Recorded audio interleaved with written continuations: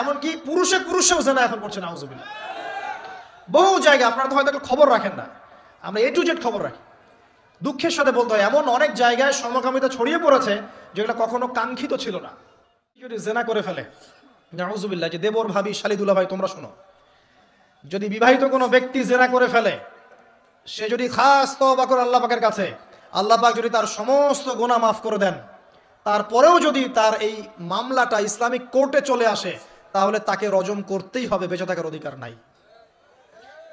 মানুষ দেখছেন এখন উপস্থিত যুবক যুবতী, তরুণ তরুণী, আবার বৃদ্ধ পর্যন্ত এখন ম্যাক্সিমাম মানুষ জেনার সাথে সম্পৃক্ত পর্নোগ্রাফির মাধ্যমে। সবাই মোবাইলে ইন্টারনেটে বাসায় শুয়ে শুয়ে কি দেখে আর না দেখে আল্লাহই ভালো জানে।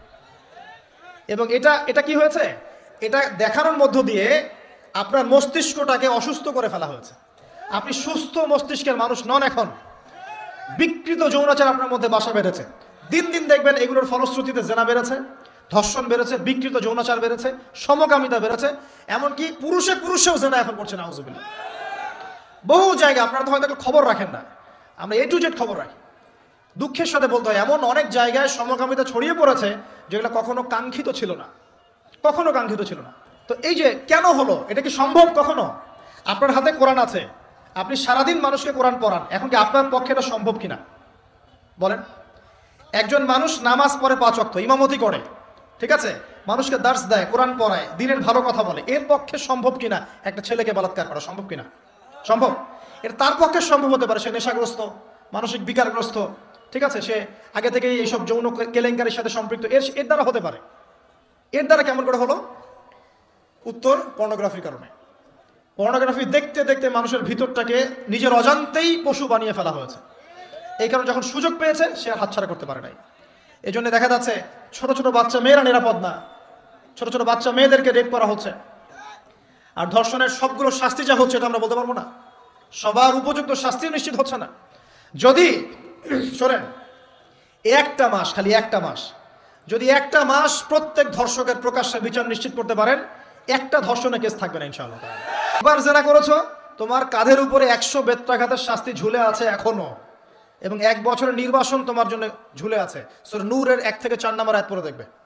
আর যারা বিবাহিত ব্যক্তি, যে দেবর ভাবি জেনা করেছেন, দুলাভাই শালি জেনা করেছেন, হ্যাঁ, এই প্রতিবেশীর স্ত্রীর সাথে জেনা করেছেন, অমুক কর্মকর্তার স্ত্রীর সাথে জেনা করেছেন, আপনারা পৃথিবীতে বেঁচে থাকার অধিকার হারিয়ে ফেলেছেন। কারণ একজন বিবাহিত ব্যক্তি যদি জেনা করে, তার একটা শাস্তি ইসলামে, সেটা হলো রজম। তাকে কোমর পর্যন্ত মাটিতে পুঁতে ফেলে পাথর নিক্ষেপ করে হত্যা করতে হবে, এটা ইসলামের বিধান। এই বিধান এখন চালু করা যাবে না। এই বিধান এখন পৃথিবীর কোথাও আছে বলে আমাদের জানা নাই। হয়তো অল্প কিছু জায়গায় থাকতে পারে, এটা আল্লাহর ইচ্ছা। বেশিরভাগ জায়গায় এইসব বিধান নাই, কিন্তু আল্লাহ পাকের আসমানে এই বিধান আছে। জমিনে এইসব বিধান নাই ঠিকই, বাট আল্লাহ পাকের আসমানে এই বিধান আছে। মৃত্যু হয়ে গেলেই শাস্তি ভোগ করবে যদি তওবা না করে মারা যায়। তবে যদি আপনারা তওবা করেন, এই শালি তুমি যদি তওবা করো, দুলাভাই যদি তওবা করে, এই দেবর যদি তওবা করে, ভাবি যদি তওবা করে, আল্লাহ পাক রাতের অন্ধকারের তওবা আল্লাহ পাক কবুল করতে পারেন। শোনেন ভাই, কয়েকটা কারণে ইসলামে মানুষকে হত্যা করা জায়েজ। একটা হচ্ছে হত্যার বদলে হত্যা। কেউ যদি কাউকে হত্যা করে, তাকে হত্যা করতো, ঠিক যেমন আমাদের আদালত এটা করে না, খুন করেছে ফাঁসি দেয় না, সেম জিনিস। আরেকটা হচ্ছে মুরতাদ হয়ে গেছে, মুরতাদ, আগে ছিল মুসলিম, পরে মুরতাদ হয়ে গেছে, তাকে হত্যা করা যায়। ইসলামিক স্টেটের প্রধান সেটা করবে, ডেমোক্রেটিক কান্ট্রির মধ্যে এটা নাই। কথা বুঝতে পারছেন? এটা থাকবে ইমাম মাহাদির যুগে ইনশাআল্লাহ, এটা থাকবে ঈসা ইবনে মারইয়ামের যুগে, এটা ছিল ওমর রাদিয়াল্লাহু আনহুর যুগে, ইসলামী খেলাফার সময়, এখন নাই। আচ্ছা, তবে তাদের বাঁচার সুযোগ আছে, তাদের বেঁচে থাকার সুযোগ আছে। মনে করেন কেউ কাউকে হত্যা করেছে, এসে পরিবারবর্গকে বলছে যে আমার ভুল হয়ে গেছে, আমাকে মাফ করে দেন, আমি আপনার সন্তানকে হত্যা করেছিলাম, আমি মুক্তিপণ রক্তপণ দিতে রাজি আছি। এখন যদি পিতা মাতা বলে ঠিক আছে রক্তপণ দিয়ে দাও, আমরা মাফ করে দিলাম, তাহলে এর বাঁচার অধিকার আছে, বেঁচে থাকতে পারবে। বুঝতে পারছি আমি? অপশন আছে। আবার কেউ যদি মুরতাদে কোনো স্টেটমেন্ট দিচ্ছে, ইসলাম মানি না, কোরআন মানি না, সুন্নাহ মানি না বলছে, ওকে আপনাকে বন্দি করে জেলখানায় রাখতে হবে এবং তাকে আপনাকে শর্ত দিতে হবে, তুমি কি জেনে শুনে সজ্ঞানে এটা বলছো না ফিরে আসবে কথা থেকে? সে যদি বলে আমি আমার কথা থেকে ফিরে আসলাম, আমি আসলে এগুলো বলেছিলাম, এখন ফিরে আসলাম, আমি তওবা করলাম, তার বেঁচে থাকার অধিকার আছে। কিন্তু একজন বিবাহিত ব্যক্তি যদি জেনা করে ফেলে, নাউজুবিল্লাহ, যে দেবর ভাবি শালিদুল্লাহ ভাই তোমরা শোনো, যদি বিবাহিত কোনো ব্যক্তি জেনা করে ফেলে, সে যদি খাস তওবা করে আল্লাহ পাকের কাছে, আল্লাহ পাক যদি তার সমস্ত গুনাহ মাফ করে দেন, তারপরেও যদি তার এই মামলাটা ইসলামিক কোর্টে চলে আসে, তাহলে তাকে রজম করতেই হবে, বেঁচে থাকার অধিকার নাই। আমি দলিল দিচ্ছি, শোনেন।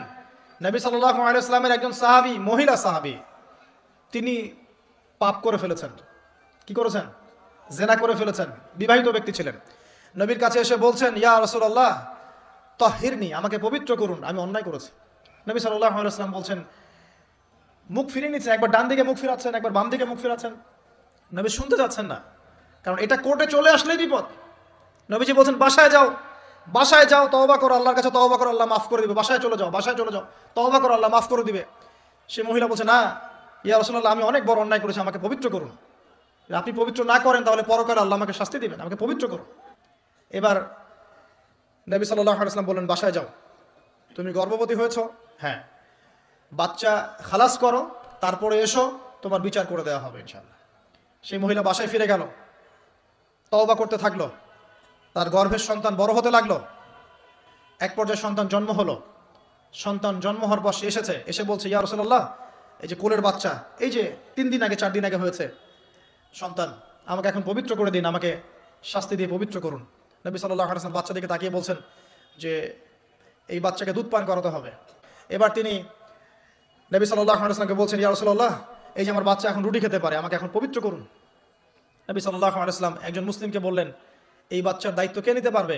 একজন মুসলিম সাহাবী বললেন যে আমি নিব ইয়া রাসূলুল্লাহ। তখন তার হাতে বাচ্চাকে সোপর্দ করা হলো।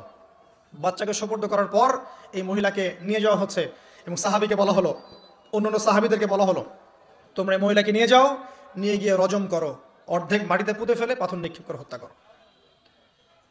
এবার সাহাবীরা এই কাজ করছেন। খালিদ বিন ওয়ালিদ রাদিয়াল্লাহু আনহু, বিখ্যাত বীর সাহাবী, তিনি তখন মুসলিম হয়েছেন এবং অনেক যুদ্ধের নেতৃত্ব দিচ্ছেন। তিনি একটা পাথর নিক্ষেপ করেছেন, এই পাথরের নিক্ষিপ্ত পাথরের আঘাতে রক্তের ফিনকি ছিটকে এসে খালিদ বিন ওয়ালিদ রাদিয়াল্লাহু আনহুর এই যে কাপড়ের মধ্যে পড়েছে।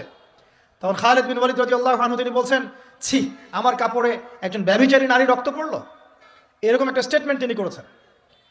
তখন নবী সাল্লাল্লাহু আলাইহি ওয়াসাল্লাম রাগ করে বলেন, এ খালিদ, তুমি থামো, তুমি জানো এই মহিলা অন্যায় করার পর এমন তওবা আল্লাহর কাছে করেছে, এত বেশি তওবা সে আল্লাহর কাছে করেছে, এত বেশি তওবা আল্লাহর কাছে করেছে বিগত এই সময়গুলোতে, এই তওবা যদি পুরো মদিনাবাসীর মধ্যে ভাগ করে দেওয়া হয় তবুও কম হবে। এবং সেই মহিলা এখন জান্নাতে আছে, জান্নাতে নদীতে সাঁতার কাটছে ইনশাআল্লাহ। আমি বুঝাতে পারলাম কিনা? এই মহিলাকে আল্লাহ পাক মাফ করে দিয়েছেন, তিনি জান্নাতে আছেন ঠিকই, দুনিয়াতে তার বিচার নবীজি করেছেন তারপরেও। আমি কি বুঝাতে পারলাম যে বিবাহিত ব্যক্তি ব্যভিচার করলে কিরকম শাস্তি হবে? এরপরেও যারা এখন ওই জেনার অপরাধে লিপ্ত আছেন, অবিবাহিত হন আর বিবাহিতই হন, আল্লাহর ওয়াস্তে আজকে গভীর রাত্রে গিয়ে তওবা করবেন, রাত্রেবেলা ওযু করবেন, জায়নামাজে দাঁড়াবেন,